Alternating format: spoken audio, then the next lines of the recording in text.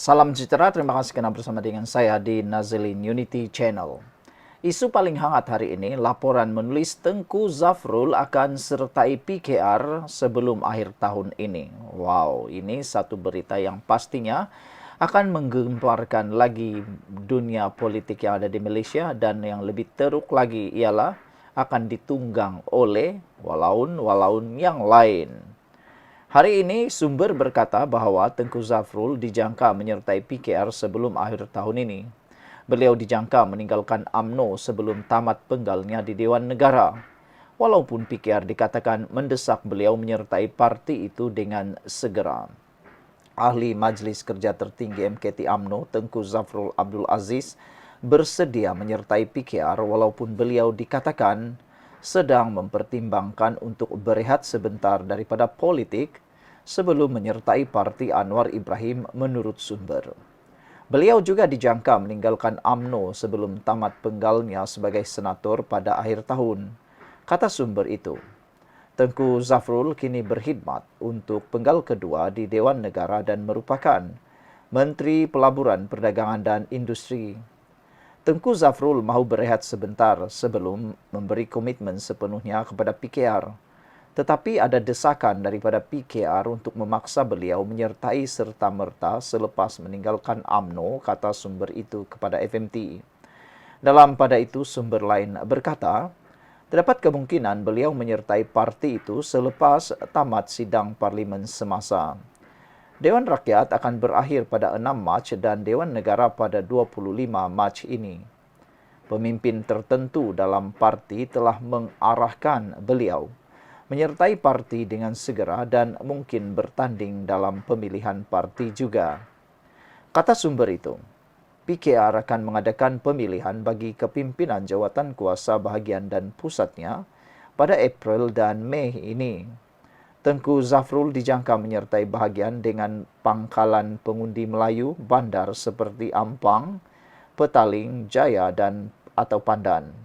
Ahli parlimen di ketiga-tiga kawasan adalah daripada PKR. Ahli parlimen Pandan dan ketua bahagian PKR ialah timbalan Presiden PKR, Rafizi Ramli yang merupakan Menteri Ekonomi, Lee Chian Chung dan Rodzia Ismail, masing-masing adalah ahli parlimen Petaling Jaya dan Ampang. Semalam, Tengku Zafrul berkata beliau akan memutuskan masa depannya bersama UMNO selepas membincangkan perkara itu dengan Presiden Parti Zahid Hamidi. Katanya, beliau akan membuat pengumuman mengenai masa depannya hanya selepas perbincangannya dengan Zahid, lapor bernama. Beliau tidak menyatakan bila perbincangan itu akan diadakan. Kenyataannya mengenai masa depan politiknya semalam dibuat hampir 2 bulan selepas timbul spekulasi bahawa beliau merancang untuk menyertai PKR dalam usaha jelas untuk menjadi Menteri Besar Selangor seterusnya. Beliau sejak itu menafikan sedang berbincang mengenai jawatan peringkat negeri.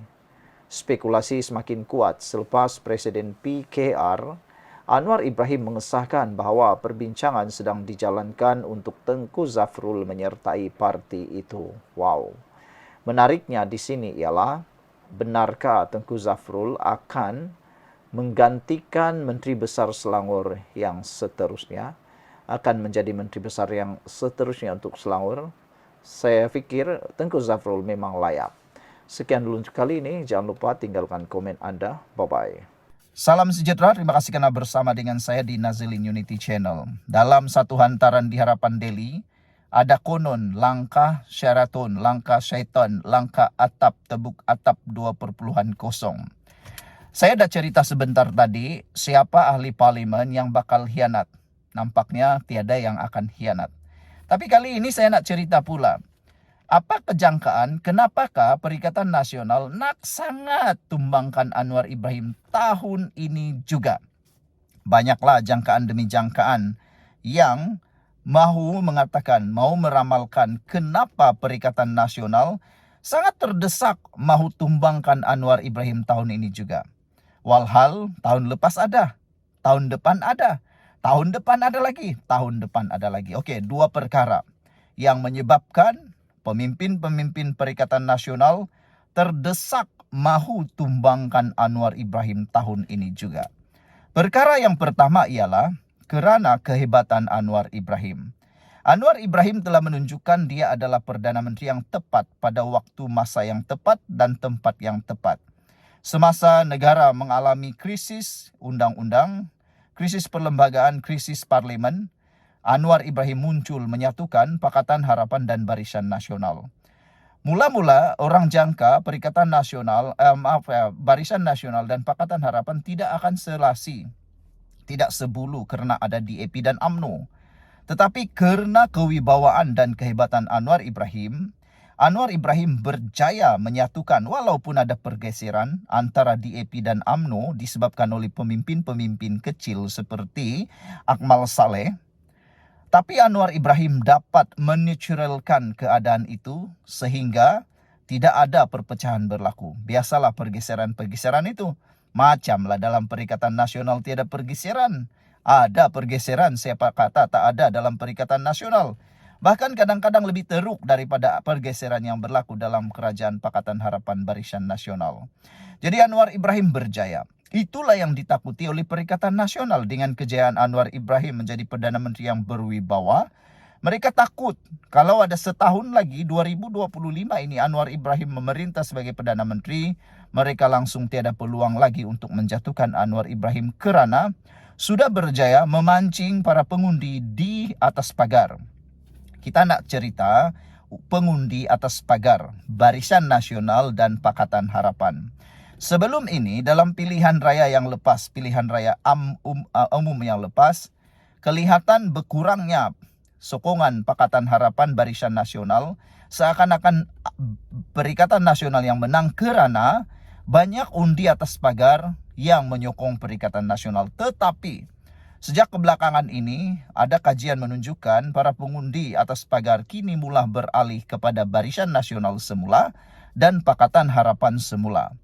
Jadi, kalau itu berlaku, musnahlah Bersatu, khususnya Parti Bersatu, dan habis jugalah parti-parti yang lain, contohnya Gerakan, dan PAS bakal akan kehilangan lebih banyak parlimen dan kerusi Dewan Undangan Negeri.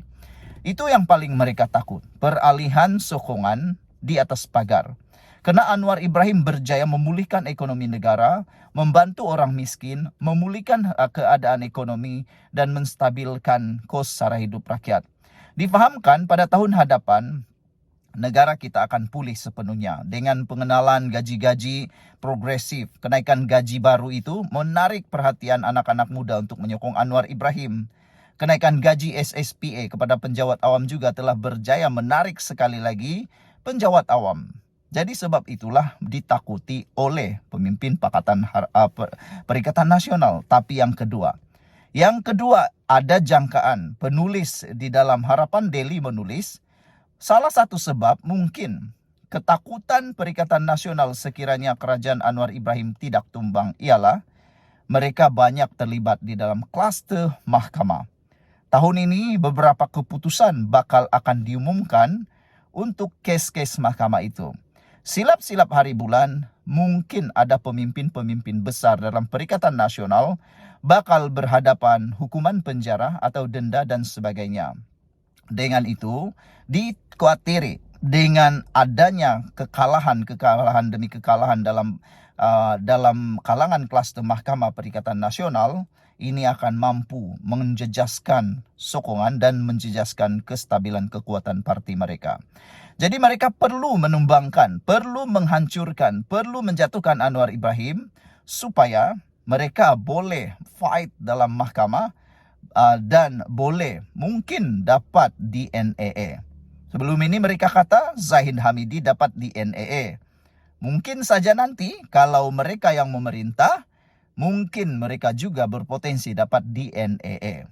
Jadi, mengata orang, mereka pun nak juga, kata Liana Marzuki di dalam Harapan Daily. Sebelum kita berpisah, sila pula tinggalkan komen anda, apa sebabnya Perikatan Nasional amat terdesak untuk mahu menumbangkan Anwar Ibrahim. Kita jumpa lagi, bye-bye.